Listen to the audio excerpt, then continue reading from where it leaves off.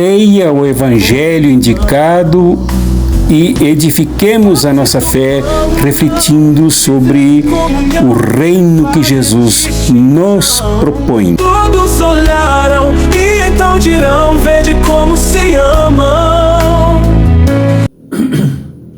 Por gentileza, acessem o programa Almoço Sabor Político deste sábado, dia 1º de março de 2025. Vale a pena. É um convite para que nós nos posicionemos em face da tempestade econômica e política que nos ameaça. Chegamos ao fim do capítulo 6, cujo trecho é indicado para este domingo, capítulo 6, do versículo 39 ao versículo 49. E aqui se percebe claramente a tridimensionalidade do ser humano definida pela antropologia bíblica desde sua origem.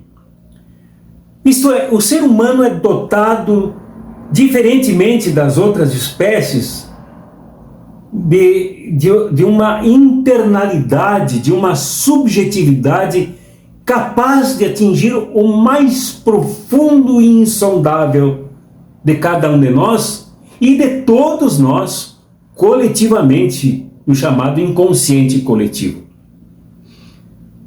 Mas também somos dotados de uma imensa capacidade externa, isto é, de nos situarmos, de nos colocarmos vivos neste mundo.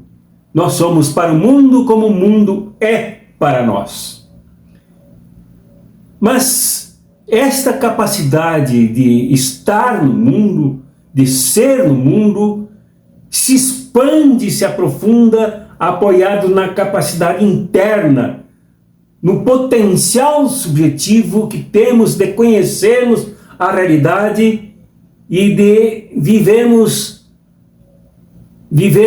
a conceitualização abstrata de cada coisa que sai da sua materialidade, da sua objetividade e que se transforma dentro de nós em ideias, sentimentos, ideologia, visão de mundo, etc. E também fé, claro. Mas há uma terceira dimensão em nós, que é essa que eu falava, que se refere ao nosso estar no mundo, e esse estar no mundo pode acontecer e deve acontecer pela prática. A prática é que define tudo o que somos, por dentro e por fora, subjetiva e objetivamente. Mas nós precisamos, para completar essas três dimensões, da terceira, que é a espiritual, que pode também se entender como racional, como a capacidade de balançar essas interpretações e definições internas e externas do nosso ser. É ali que a fé atua. É ali que o clamor para que creiamos de forma correta se acentua em nós. E nesse sentido, então, esse texto do Evangelho que nós acabamos de anunciar aqui é fundamental. O primeiro ponto que eu destaco como sublime, a ser sublinhado por nós, é a questão da prática. Jesus dá um valor enorme a essa questão. Aliás, o texto todo gira em torno disso. É na prática que demonstramos no que cremos. É na prática que demonstramos o que nos forma, o que nos fundamenta, os fundamentos da nossa fé, da nossa racionalidade, da nossa ética, do nosso jeito de nos relacionar com as pessoas e com o mundo inteiro. A prática é que nos define como seres humanos. E Jesus chama para isso o exemplo da casa construída sobre a rocha. Esta casa tem fundamentos muito profundos para encontrar a rocha lá depois da camada da crosta terrestre, para nos firmarmos como seres fortes, vigorosos e inabaláveis sobre esta rocha. E Jesus define esta rocha como Ele mesmo, como a palavra que vem de Deus, que se torna carne entre nós, como diria João, o escritor do Evangelho de João. Palavra que se faz verbo, que atua, mas que atua em nós, é acolhida por nós, é fundamento para a nossa fé e para tudo que somos e fazemos. Mas ela exige construção, ela exige profundidade, ela exige raízes para que se torne também, além de uma casa, uma árvore que produza bons frutos. Contra esta casa, e Jesus não nega a nossa mundialidade, a nossa capacidade de integrarmos este universo com todos os seus problemas, suas tempestades, os seus movimentos climáticos, seus problemas econômicos, seus problemas sociais, os seus problemas psicológicos, os seus problemas políticos, tudo pode se transformar em tempestades que sacodem o nosso ser. Mas como Jesus ensina aqui, se formos bem fundamentados, profundamente fundamentados, construídos pacienciosamente, a nossa casa, o nosso ser, jamais cairá. É o contrário da outra casa que Jesus exemplifica, construída sobre a areia, que se sacode e cai em face dos primeiros ventos, das primeiras águas da chuva, dos primeiros sinais de enchentes. Esta casa esboroa, essa casa some, essa casa é carregada junto. Então é preciso que entendamos que nós somos seres práticos, que, no entanto, precisamos de fundamentos. Esse ponto nasce do movimento de Jesus, do movimento de Jesus, que é aquele movimento de massas, que aglutina em torno de si discípulos e discípulas, homens e mulheres, que devem ser os primeiros a entender a profundidade da formação desta casa construída sobre a rocha. O ensino dele tem papel de destaque, papel de proa aqui na fundamentação, para ganhar exatamente a entrada em nosso ser pela dimensão espiritual, racional, que acolhe, que trabalha, que reconceitua, que conceitua e que distribui como vigas, como cimentos, como tijolos da fundação do nosso ser. Essa vida assim formada, essa vida assim fundamentada, ela não acolhe, não recebe bem as contradições. Isto é, alegar-se apenas fundamentação, encontro com os fundamentos da fé, que advém do movimento de Jesus, que advém daquele que é capaz de formatar a nossa espiritualidade, já que somos carentes deste ser absoluto, somos carentes desta orientação que Jesus dá pelo seu movimento entre o povo, no acolhimento a homens e mulheres que se tornam fiéis discípulos e discípulos seus. Nós precisamos, a partir disso, dessa carência, dessa necessidade, dessa destinação da nossa natureza, sermos coerentes.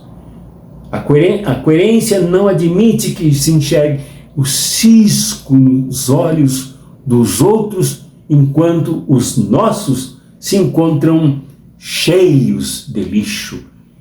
Não é possível que tenhamos lixo nos olhos e queiramos corrigir e limpar os olhos dos outros. Porém, na medida em que limpamos os nossos olhos e vivemos a certeza da limpidez do nosso olhar, que é importante na captação de Jesus, do seu ensino, dos seus fundamentos, não nos tornemos fariseus, não nos tornemos juízes, não nos tornemos legalistas e moralistas, achando-nos superiores e melhores do que os outros. Isso seria lixo. Isso seria o cisco também atravessado em nossos olhos, que não cabe nesta convivência com a casa construída sobre a rocha. Colocar-se no nível do mestre e do próximo é uma coerência que se harmoniza muito bem entre o bom coração e o que se fala e se faz de dentro para fora, porque se recebeu de fora de Jesus esta coerência de nós nos comportarmos de forma bondosa, de forma generosa, alicerçados no bem que evola, que sobe até Jesus, mas que vem de Jesus para nos fazer pessoas que sejam absolutamente bem fundamentadas para construírem mais e mais fundamentação para a humanidade, para libertar a humanidade da superficialidade, até mesmo religiosa, libertar a humanidade dos preconceitos religiosos, dos preconceitos dos dogmas, para que a humanidade também fundamentada seja coerente e não incoerente. Para isso precisamos sermos iguais ao Mestre e não mais do que ele. Iguais no sentido de caminharmos com a humanidade como ele vivia com o povo, de fazermos parte de um movimento como ele era o líder do movimento, o movimento de Jesus. Porém, nós temos que ser sinceros conosco mesmos e colocarmos aqui as nossas incoerências, colocarmos aqui os nossos erros históricos que nos desviaram pelos descaminhos da contradição a tudo o que se aprendeu com Jesus. Primeiro que eu coloco é a incoerência da cristandade ocidental, que é de uma contradição tão maldosa aos ensinos de Jesus. As igrejas que vieram para cá na colonização, entre aspas, abençoaram a escravatura, abençoaram o ato de arrancar negros e negras, irmãos e irmãs africanos para serem maltratados, já desde a captura, morrendo pelos caminhos, caminhando como na Nigéria, aconteceu mais de 400 quilômetros a pé até o navio, para serem socados dentro do navio, como coisas, como madeira, como areia, e transportados, morrendo a centenas, até chegar nos portos da América, seja lá nos Estados Unidos, seja no Canadá, seja na América Central, seja os países latino-americanos. Os nossos irmãos tiveram, para essa condição, a bênção colonizadora e escravocrata da igreja, que era parte da colonização, e não esse destaque como Jesus era no seu movimento, não essa diferença que Jesus era nesse movimento, não essa contradição com todas essas crueldades e incondições humanas como Jesus era, mas nos nivelando por baixo, nos nivelando pelo lixo dos olhos dos outros, nos nivelando pela areia sobre a qual se construiu esta civilização aqui, absolutamente injusta, injusta pela importação, escravização, tortura e péssimas condições de vidas oferecidas aos nossos irmãos e às nossas irmãs africanos e africanas, mas também aos nossos indígenas aqui. E depois também aos nossos trabalhadores e trabalhadoras aqui. Até hoje sofremos enormes penúrias numa sociedade que durante a ditadura se chamava de bons costumes ocidental e cristã. que ocidental, sim. Bons costumes? Nada. Maus costumes de exploração, de massacre, de crueldade com os pobres, e uma sociedade que se diz cristã, mas na verdade é perversa e contraditória ao movimento de Jesus. Igualmente, as missões enviadas dos Estados Unidos chegaram aqui eivadas de novo colonialismo, agora colonizando, domesticando, escravizando, embotando as consciências, sacrificando as consciências de trabalhadores e trabalhadoras na sua própria pátria, fazendo-nos dominados, acreditando que o branco vindo do norte era melhor do que o branco e o negro do Brasil. Até mesmo do sul, quando vieram os missionários negros, vieram com aquela mentalidade imperialista do expansionismo democrático ou democratista estadunidense para nos fazer escravos no Brasil. As igrejas que nasceram no Brasil depois, posteriormente, as igrejas autóctones, as igrejas ditas nacionais, na verdade, nasceram também sob esta influência, sob este timbre, sob o carimbo da dominação imperialista, e aqui passaram a servir ao Deus Dinheiro, e para submeter o Deus Dinheiro, seus pastores, suas pastoras, seus bispos, suas bispas, se tornaram maiores do que o mestre, e se descolaram do povo, se achando melhores do que o povo, para explorar o povo e entregá-lo a ser imolado nos altares do capitalismo, explorados e sofridos ao máximo que podem, dizendo que tudo isso é da vontade de Deus. Tudo redunda numa cristandade oca, apática às condições desumanas dos injustiçados e pobres e na alienação da consciência de classe.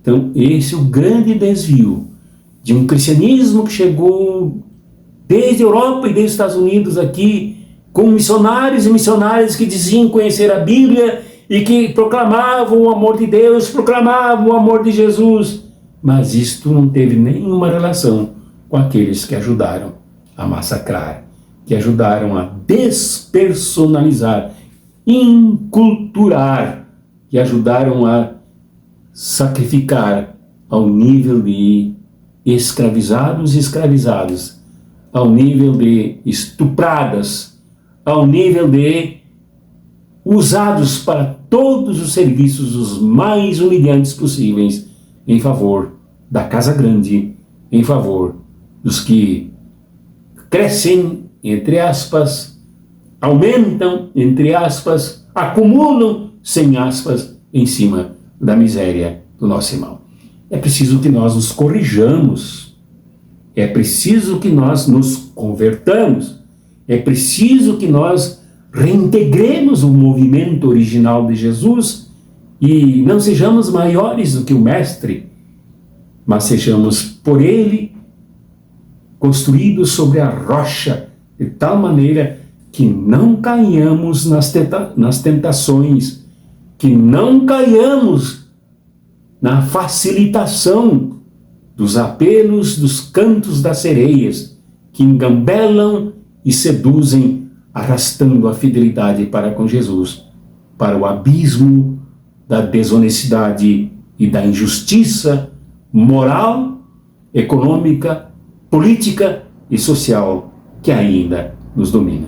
Esse é o apelo, meu irmão, minha irmã, para que prestemos atenção nesse texto que nos ajudará a entender a nossa enorme capacidade como seres subjetivos que têm que aprender corretamente os fundamentos da fé, da moralidade, os fundamentos éticos, para convivermos com o nosso próximo lutando por ele. Seres humanos capazes de se unir à prática junto a todos aqueles que querem mudar este mundo para uma qualidade de vida mais justa mais harmônica, mais próxima daquilo que Jesus veio nos ensinar. Em nome do Pai, do Filho e do Espírito Santo. Amém. Leia o Evangelho indicado e edifiquemos a nossa fé refletindo sobre o reino que Jesus nos propõe. Todos olharam e então dirão: vede como se ama.